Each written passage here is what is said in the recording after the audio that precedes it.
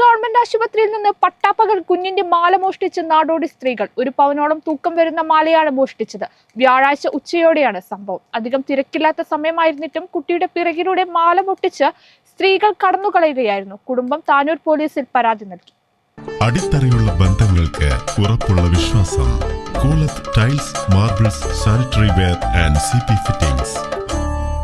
Tanur government ആശുപത്രിയിൽ ചികിത്സയ്ക്കെത്തിയവരുടെ കൂടെയുണ്ടായിരുന്ന കുട്ടിയുടെ കഴുത്തിൽ നിന്നും സ്വർണ്ണമാല മോഷ്ടിച്ച് നാടോടി സ്ത്രീകൾ രക്ഷപ്പെട്ടു. 1 പവനോളം തൂക്കം വരുന്ന മാലയാണ് മോഷ്ടിച്ചത്. വ്യാഴാഴ്ച ഉച്ചയോടെയാണ് സംഭവം. അധികം തിരക്കില്ലാത്ത സമയമായിരുന്നിട്ടും കുട്ടിയുടെ പിറകിലൂടെ മാല പൊട്ടിച്ച് കടന്നുകളയുകയായിരുന്നു. കുടുംബം താനൂർ പോലീസിൽ പരാതി നൽകി. പോലീസ് കേസ് രജിസ്റ്റർ ചെയ്ത് അന്വേഷണം ആരംഭിച്ചു. മാല പൊട്ടിക്കുന്ന CCTV ദൃശ്യങ്ങൾ പുറത്തു വന്നിട്ടുണ്ട്. വീഡിയോയിൽ കാണുന്ന സ്ത്രീകളെക്കുറിച്ച് വിവരം ലഭിക്കുന്നവർ പോലീസിനെ അറിയിക്കണമെന്നും താനൂർ DYSP P പ്രമോദ് പറഞ്ഞു. മോഷണത്തിന് സാഹചര്യമുണ്ടാക്കാനായി ബസ് യാത്രയിൽ കൃത്രിമമായി തിരക്ക് സൃഷ്ടിക്കാൻ ശ്രമിക്കുന്നതും ഇവരുടെ രീതിയാണെന്നും വരും ദിവസങ്ങളിൽ വേണ്ട മുൻകരുതൽ നടപടികൾ പോലീസിന്റെ ഭാഗത്തു നിന്നുണ്ടാകുമെന്നും DYSP കൂട്ടിച്ചേർത്തു. കേരള വിഷൻ, താനൂർ.